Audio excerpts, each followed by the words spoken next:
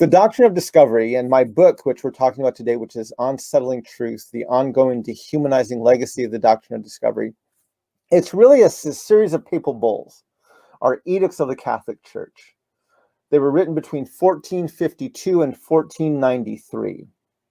It's essentially, they say things like invade, search out, capture, vanquish, and subdue all Saracens and pagans whatsoever. Convert those people to your exploitation and profit. It's essentially the church in Europe saying to the nations of Europe, wherever you go, whatever lands you find not ruled by white European Christian rulers, those people are subhuman and their land is yours to take. So this is literally the doctrine that empowered, ordained European nations to go into continents like Africa and enslave the people because they didn't believe them to be human. It's the same doctrine that allowed Columbus, who was lost at sea, to land in this new world, which was already inhabited, Turtle Island, and claimed to have discovered it. The first sentence of my book is, you cannot discover lands already inhabited. You can conquer those lands, you can steal those lands, you can colonize those lands. You cannot discover them unless you do not believe the people who were there before you are human. And so this Doctrine of Discovery, it's a dehumanizing doctrine that not only allowed European nations to enslave African people and discover native peoples, but it literally gets embedded into the foundations of our country. Our Declaration of Independence, 30 lines below the statement all men are created equal, refers to natives as merciless Indian savages. The only reason that those two reconcile is, yes, our founding fathers had this all-inclusive term, we hold these truths to be self-evident, all men are created equal, but they then called natives savages. So what that demonstrates is that their definition of human was actually very narrow.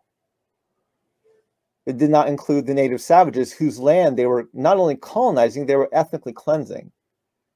The Constitution, which starts with another inclusive term, we the people, just a few lines later, Article 1, Section 2, the section that determines who is and who is not covered by the Constitution, who is and who is not protected by this document, it never mentions women, specifically excludes natives, counts Africans as 3/5 of a person. In 1787, when the document was written and signed, that literally left white men. And technically, it was white landowning men who could vote. So then we have years, hundreds of years of Supreme Court case precedent that, going as far back as 1823, sets up the Doctrine of Discovery as the legal precedent for land titles. I actually gave a TEDx talk. This was maybe about a year and a half ago. Almost 2 years ago now, over 2 years ago, actually it was. I gave a TEDx talk. It's called We the People, the 3 Most Misunderstood Words in U.S. History. And I go through that 2005 case pretty in depth. And I demonstrate how that is one of the most white supremacist Supreme Court opinions written in my lifetime. In the first footnote of the case, it references the Doctrine of Discovery. It concludes that, using the same argument as they used in 1823, that simply because natives are savages, we cannot rekindle embers of sovereignty over our traditional lands. And that opinion was written and delivered by Ruth Bader Ginsburg, one of the most progressive liberal judges on the Supreme Court. Right. How could, people would ask me, how could Ruth have written this opinion?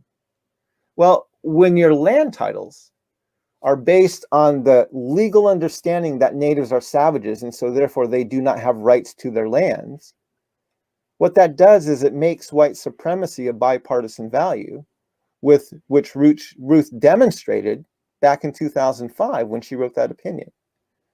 So these are the challenges we face with this doctrine. It's a dehumanizing doctrine. It's been embedded deep into our foundations. And it's a bipartisan value. It's not only held a value by both the left and the right politically, it's a value embraced and held by the church. Whether you're conservative, white evangelical, or whether you're a progressive Christian who's even a person of color, most likely some of your theology is rooted in this Doctrine of Discovery. Right. Yeah. So there was some stuff that sort of happened or happened or sort of set up this ideology. Can you go with some of the earlier history of like setting up Christendom? Because that's where the Doctrine of Discovery sort of graduated from these thoughts. Yeah, yeah. Can you talk about that? Yeah, the first 4 chapters of our book, and technically chapters 3 and 4 go the most in-depth into this. Chapters 1 and 2 really set it up and set the scene, but chapters 3 and 4 go into depth on how the church got from the teachings of Jesus, who said things like, love your neighbor and pray for those who persecute you, how it got from that to this doctrine of discovery that basically said, kill people who don't speak like, act like, behave like, worship like you do. And when I went back to when I was doing the research to kind of figure out where this diverge happened, where this schism took place, I knew about Constantine and his vision at Melvain Bridge, where he said that Jesus appeared to him and told him to conquer in the name of the cross. And he was, and then he converted to Christianity and went on to basically ordain Rome as a Christian empire. So he began this notion of Christian empire, Christendom. And for most of my life, I've blamed the heresy of Christendom on Constantine. But as I was researching this, maybe about 4 years ago, 3 or 4 years ago, and I was looking more in depth, especially looking at the recording of his vision, and that vision was recorded by the Bishop of Caesarea, who was writing a book at the time. His name is Eusebius, and he was writing a book called Ecclesiastical History, the history of the church. And this book that he was writing, it's a volume of actually 11 books. It was written in the early 4th century. And essentially, he was doing something that had never been done before, which is he was trying to record the history of the church from Christ up until the 4th century of the church. And in this volume of 11 books, the first 5 to 6, maybe 7 books, he's kind of establishing the divinity of Christ. He's talking about the martyrs of the church, and he's holding up the martyrs as kind of these pious men and women who should be honored because they were sharing in the suffering of Christ. He holds great esteem for the martyrs in his writings, all the way up through about chapter 8. In chapter 8, he introduces an emperor named Constantinius, who was actually Constantine's father, and he talks about him in more noble and kinder terms. And then he introduces his son Constantine, who he basically states is a emperor ordained by God. Now, this sounds weird because up until that point, it was the Roman emperors who were persecuting the church. And suddenly we have an emperor coming on scene who's been ordained by God. Now, between books 8 and 9 in this volume called Ecclesiastical History, there's inserted a book called the Book of the Martyrs. And it goes into depth into what's known as the Great Persecution. The Great Persecution took place in Caesarea and Palestine, which is where Eusebius was from. And he actually goes into depth into the persecutions that took place during this period. It was one of the bloodiest, most violent persecutions in the history of the church. And actually, Eusebius records that he knew, because this was happening literally in his backyard, he knew many of the martyrs himself, and he saw some of their deaths with his own eyes. So the persecution touched him. Then going back into chapter 8 and into chapters 9, 10, and our books 9, 10, and 11, his focus changes from holding up the piety of the martyrs to focusing much more on the emperors and how they can begin to remove them or end this persecution. And this is where it gets really striking, because when you read the teachings of Jesus, right, and I actually did a live stream on this earlier today, on some of the understanding of the Old Testament. The Old Testament nation of Israel had what was called a land covenant with the God of Abraham. This land covenant stated that if they obeyed God, he would bless them and they would prosper in their lands. And if they disobeyed God, he would curse them and exile them from their lands. So for the people of Israel, one of their barometers in their relationship with God was their prosperity. If they were prosperous, they could assume they were doing well in their following and behavior with God. If they were not prospering, they might want to check what they were doing because they may be out of sorts with God, outside of his will, outside of his commands. And so it wasn't the only barometer, but it's one of their key barometers of their relationship with God was their prosperity. And when Jesus entered into the world, Israel was not prospering. They were under the oppression of the Roman Empire. They did not have control over their lands. They were being taxed. They were being censused. Censuses being taken. They were not able to worship freely. They were under the oppression of the Romans, and they were looking for God to send a Messiah to restore them back to the greatness of the kingdom of David. Well, when Jesus came onto the scene, he came as the Messiah. He came as the Son of God, but he was born in a barn. He was raised as a refugee in Egypt. He grew up in the backwater town of Nazareth.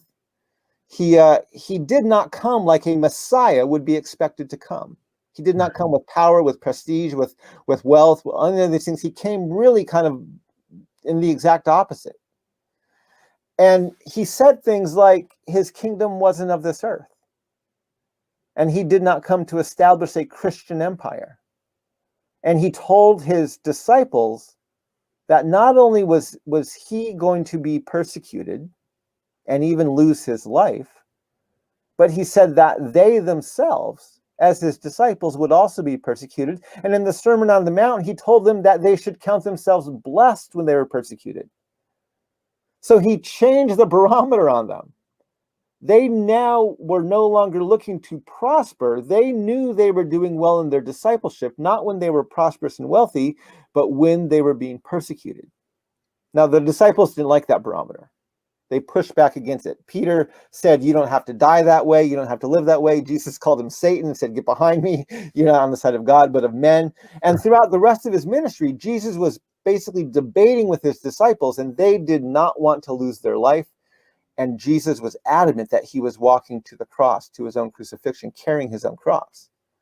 And it wasn't until Pentecost that the disciples finally got the message. And after that, most of them went on to die a martyr's death. And that persecution continued all the way up until the 4th century and Eusebius. And then when the persecution touched him, he decided he wanted to go back to this notion of prosperity. And so he propped up Constantine as a God-ordained emperor. Mm-hmm. And he was now trying to save his own life, and prevent the church from being persecuted, which is contrary to what Jesus taught. Constantine bites, converts to Christianity, and Christianizes Rome, creates a Christian empire. And so this is where the church, right, begins to skew away from what Jesus taught. If Jesus said be persecuted, the church said, no, we're going to prosper instead. Right. Jesus said, my kingdom's somewhere else. Then the church said, no, our kingdom's here. It's an earthly empire. They begin to skew. And at first, the schism doesn't appear very big, but now here we are in 2021, and the distance between the two is absolutely massive.